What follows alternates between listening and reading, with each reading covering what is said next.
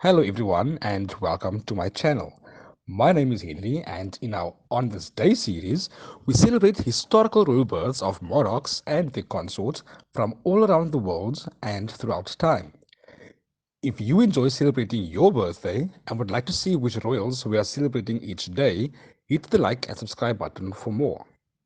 Today, we are celebrating 7 historical royal births, our first celebrant being Yazid I of the Umayyad Caliphate, who was born today in 646 to parents Muawiyah I and Maysun bint Badal.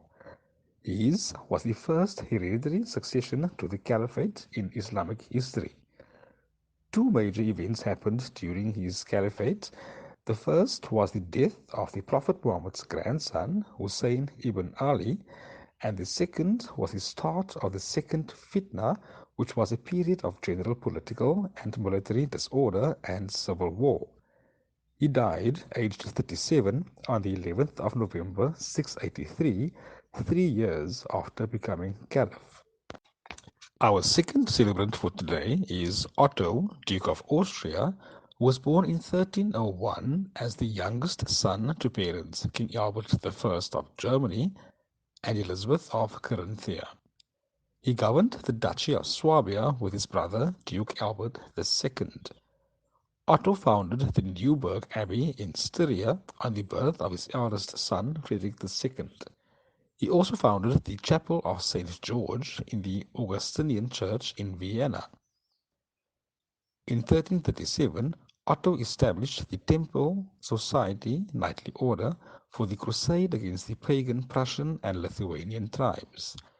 He married twice. His first marriage was to Elizabeth of Wittelsbach, providing him with two sons, Frederick II and Leopold III, both of whom died of alleged poisoning after their father's death. His second marriage was to Anne of Bohemia and was childless. He died at the age of 37 on the 17th of February 1339.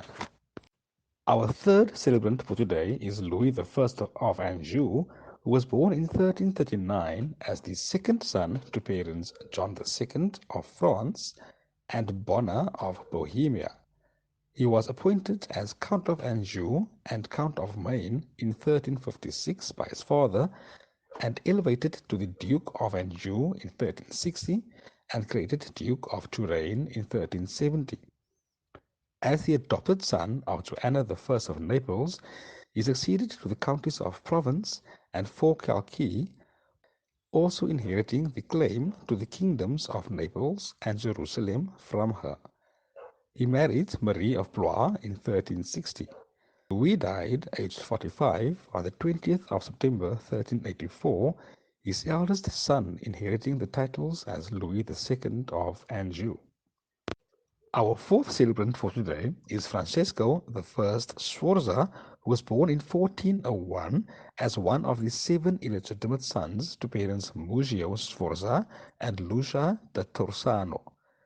Francesco founded the Sforza dynasty in the Duchy of Milan, ruling as its fourth duke from 1450 until his death. He participated in the War of L'Aquila in the 1420s and fought for the Papal States and Milan against Venice in the 1430s. The Duke was also instrumental in the Treaty of Lodi of 1454, ensuring the peace in the Italian realms for a time. His first wife, Polissena Ruffo, died childless after 2 years of marriage. He married as his second wife Bianca Maria Visconti, the couple having 9 children together. The eldest son, Galeazzo Maria, inherited the duchy on Francesco's death. Francesco died at the age of 64 on the 8th of March 1466. Our fifth celebrant for today is Anne of Bohemia and Hungary, who was born in 1503 to parents King Vladislaus II of Bohemia and Hungary and his third wife Anne of Foy-Candale. She married Ferdinand of Austria in 1521 with the proviso that he would become King of Bohemia and Hungary if her brother Louis died without any legitimate issue, an event that happened on the 29th of August 1526. Anne and Ferdinand had a successful marriage, both personally and politically, with 15 children being born from the union. Ferdinand entrusted Anne with the regency during his absence in Brussels as chair in his court council, and she presided over many diets in his name. Anne was also known for her charity and wisdom. She died on the 27th of January 1547 at the age of 43, 9 years before her husband became Holy Roman Emperor. Ferdinand never remarried, even after being requested to do so by many of his courtiers. Our sixth celebrant for today is Haile Selassie, was Emperor of Ethiopia, and he was born in 1892 to parents Ras Makonnen and Yeshimebet Ali. Haile Selassie was a key figure in the Rastafari religious movement that emerged in Jamaica after he became emperor in the 1930s, although he was a Christian and an adherent to the tenets and liturgy of the Ethiopian Orthodox Church. He was a member of the Solomonic dynasty that claims the descent from Emperor Menelik I, believed to be the son of King Solomon, and Makeda, the Queen of Sheba. Haile Selassie attempted to modernize Ethiopia through political and social reforms, including providing the country's first written constitution in 1931 and by abolishing slavery.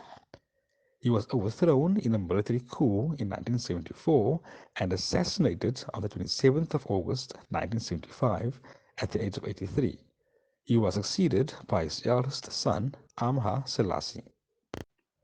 Our final celebrant for today is Taya Terengganu, Maori queen who was born today in 1931 to parents whose names I will not attempt to pronounce in case I dishonor them or disrespect them, but I will leave their names on the screen for you to see right now.